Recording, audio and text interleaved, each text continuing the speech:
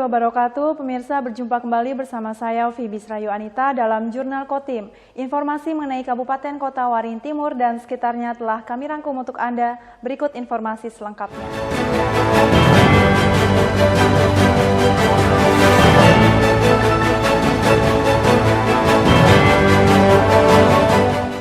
Berita pertama di Jurnal Kotim hari ini, pemirsa, setelah diguyur hujan dalam waktu lebih dari 7 jam, wilayah Kota Sampit, Kabupaten Kota Waringin Timur terendam banjir. Banjir terjadi akibat drainase atau saliran air yang ada tidak mampu menampung besarnya debit air hujan. Banjir dengan ketinggian hingga lebih dari 50 cm merendam sejumlah kawasan di Kota Sampit. Bahkan di titik tertentu, banjir dikabarkan ada yang mencapai ketinggian hingga 1 meter.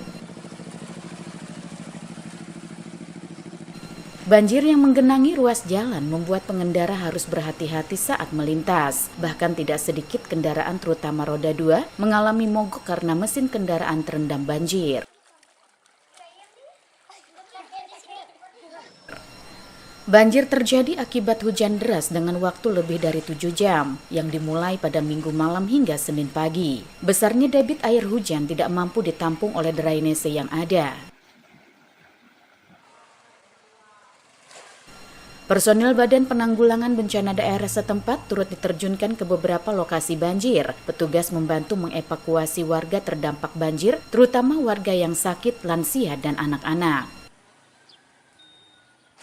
Adanya banjir akibat semalaman hujan, kami dari BID membantu masyarakat untuk evakuasi di Jalan Kareta 4 ini. Di antaranya adalah motor, kemudian orang orang tua yang sakit, untuk ada anak, terutama karyawan yang mau bekerja pagi, Pak, ya, dengan menggunakan perahu ini, Pak. Banjir dengan kondisi yang cukup parah ini juga merendam banyak rumah warga. Bahkan kedalaman air di dalam rumah ada yang mencapai hingga 40 cm. Menurut warga, banjir mulai masuk ke rumah sekitar pukul 1 dini hari. Agar barang-barang berharga tidak rusak akibat banjir, warga harus memindahkannya ke tempat yang lebih tinggi. Kurang lebih jam berapa ya? Jam 1-an. Jam 1 udah masuk.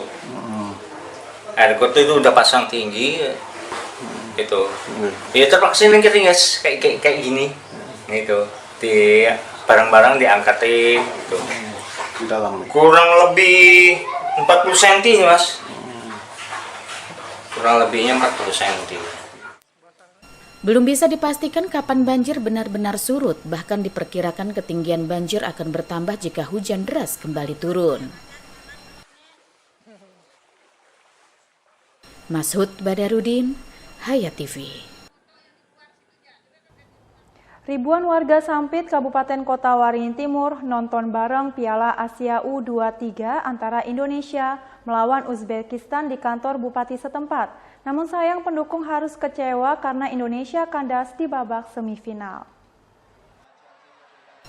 Tidak kurang dari 3.000 orang warga Sampit tumpah ruah di halaman kantor Bupati Kota Waringin Timur. Mereka hadir untuk menyaksikan dan mendukung tim nasional Indonesia melawan Uzbekistan pada semifinal Piala Asia U23.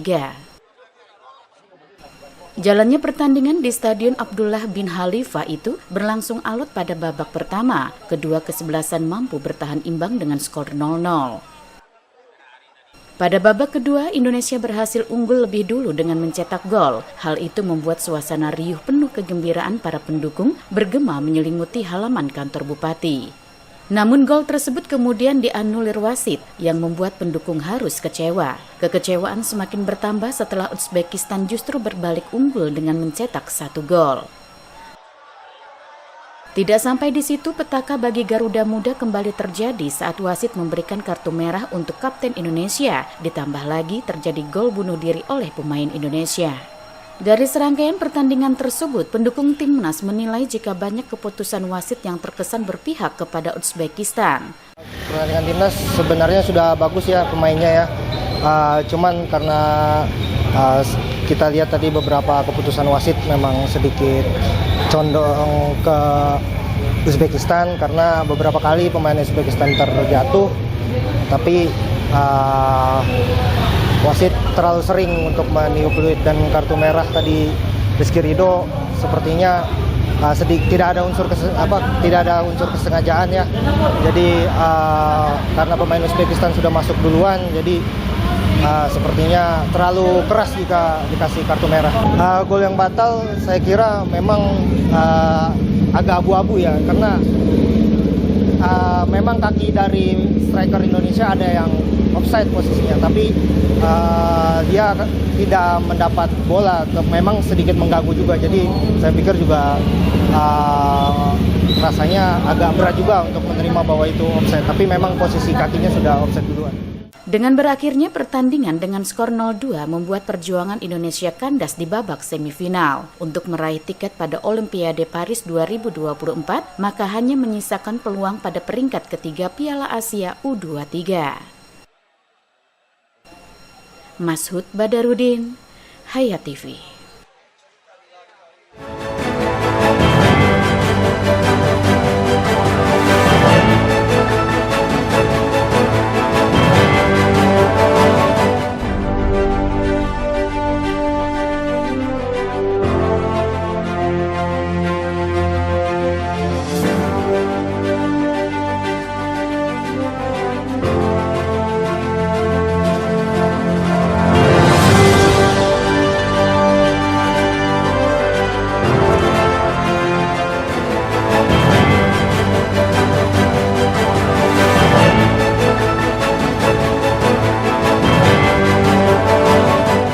Seekor individu orang utan yang berhasil dievakuasi dari kawasan Bandara Haji Hasan Sampit akhirnya dilepas liarkan oleh pihak BKSDA SKW 2 Pangkalan Bun ke kawasan Suaka Marga Satwa Lamandau.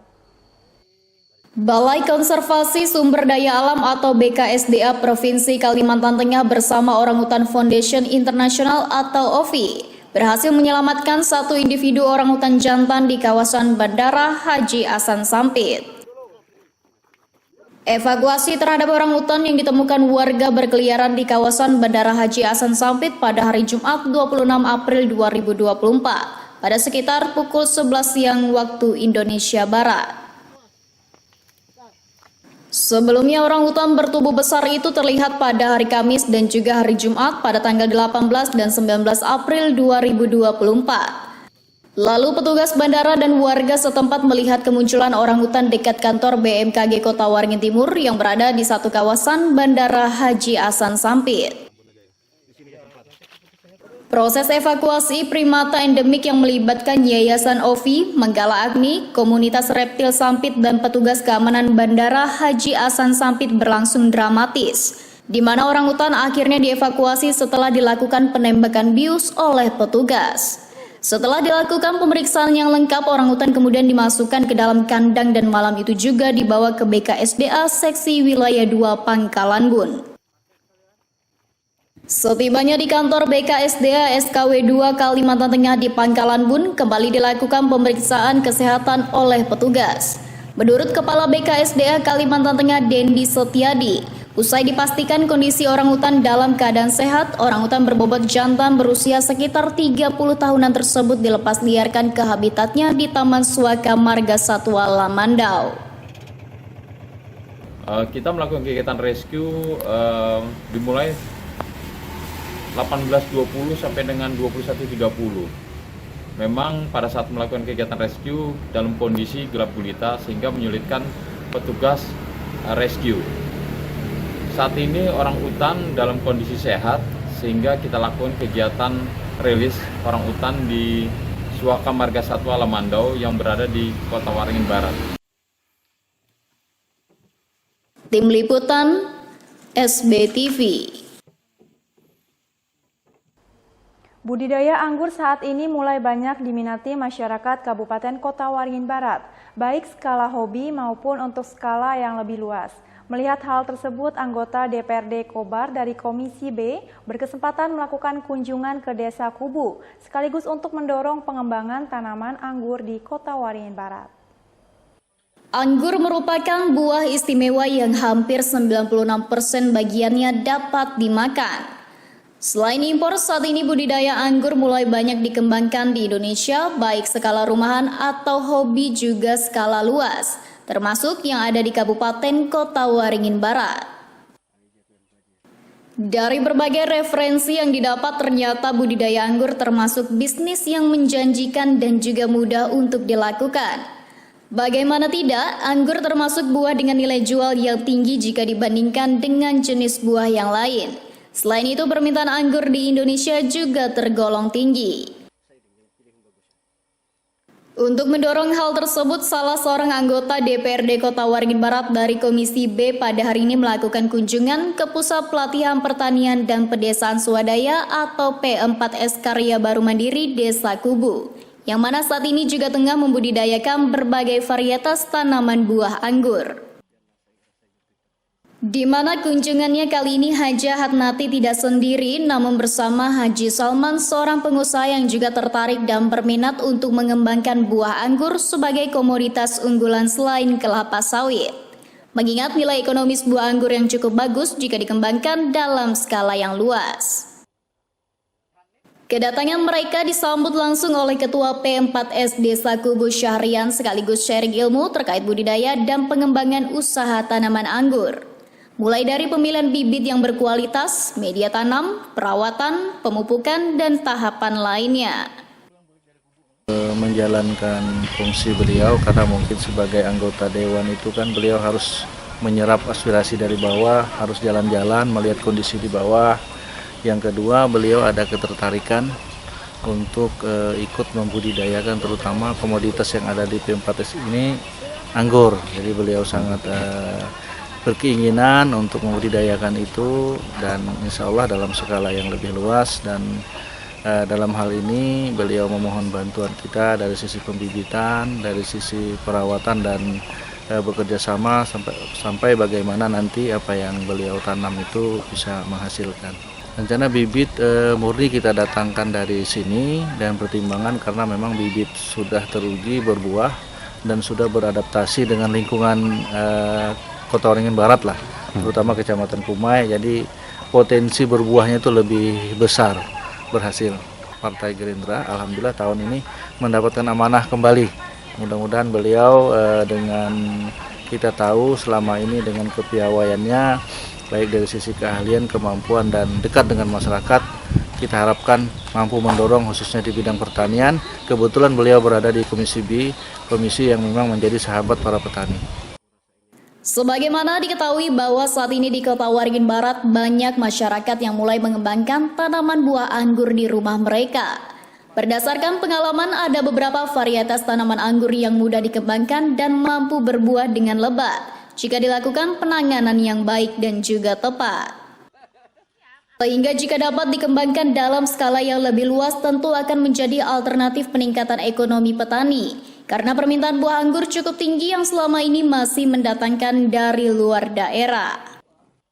Tim Liputan SBTV. Demikian pemirsa informasi dari Kota Waringin Barat tadi sekaligus menutup jumpa kita pada kali ini. Saya Fibi Serayu Anita mewakili jajaran yang bertugas, mohon undur diri dari hadapan Anda. Terima kasih dan sampai jumpa. Wassalamualaikum warahmatullahi wabarakatuh.